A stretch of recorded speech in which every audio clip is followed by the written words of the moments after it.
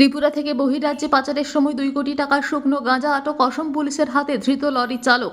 ফের ত্রিপুরা থেকে অসমে গাঁজা পাচারকালে অসম চুরাইবাড়ি ওয়াচ পোস্টের পুলিশের হাতে ধরা পড়ল গাঁজা সমেত লরি চালক।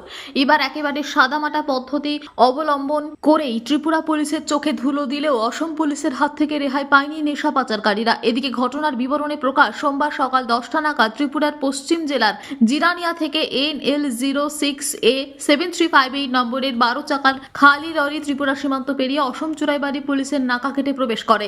সেখানে কর্তব্যরত পুলিশ কর্মীরা রুটিন তল্লাশির সময় খালি লরির কোথাও কিছু না পেয়ে পরে গাড়ির বাহিরের বডিতে তল্লাশি করতেই নজরে পড়ে বিপুল পরিমাণ গাঁজা।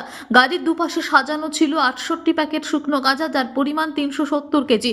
এদিকে জব্দকৃত গাঁজাগুলির কালোবাজারি মূল্য 2 কোটি টাকারও অধিক বলে জানিয়েছে পুলিশ আধিকারিক অনির্বাণ শর্মা। সঙ্গে আটক করা হয় লরি চালক রাকেশ চক্রবর্তীকে। ধৃত চালকের বাড়ি পশ্চিম ত্রিপুরা জেলার জিরানিয়া মহকুমার খামারবাড়ি এলাকায়। সে নিজের অপকর্মের কথা স্বীকার করে জানায় 30,000 টাকার বিনিময়ে গাঁজাগুলি জিরানিয়া থেকে শিলং নিয়ে যাচ্ছে। সে আরও জানায় এর পূর্বেও এভাবে ত্রিপুরা থেকে গাঁজা বহির্রাজ্যে পাচার করেছিল। পুলিশ ধৃত চালকের বিরুদ্ধে NDPS আইনের সুনির্দিষ্ট ধারায় মামলা রুজু করে তদন্ত অব্যাহত রাখবে বলে জানান শ্রী শর্মা। অন্যদিকে ত্রিপুরা পুলিশের নেশা বিরোধী অভিযান যে বারবার ব্যর্থ হচ্ছে, আর তারও একটি জলজ্যান্ত উদাহরণ এই ঘটনা। জাতীয় সড়কের উপর অনেকগুলি থানা পেরিয়ে সফলভাবে ত্রিপুরা থেকে বেরিয়ে যাচ্ছিল এই গাঁজা বোঝাই লরিটি।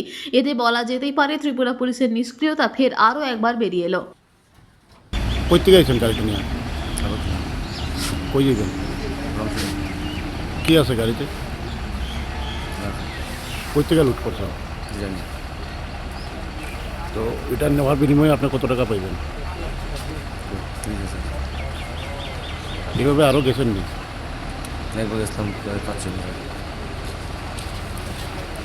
আপনার হ্যান্ডিম্যান আছে গাড়িতে? না, একাই?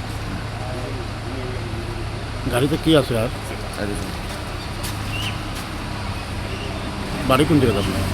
আর জানি না।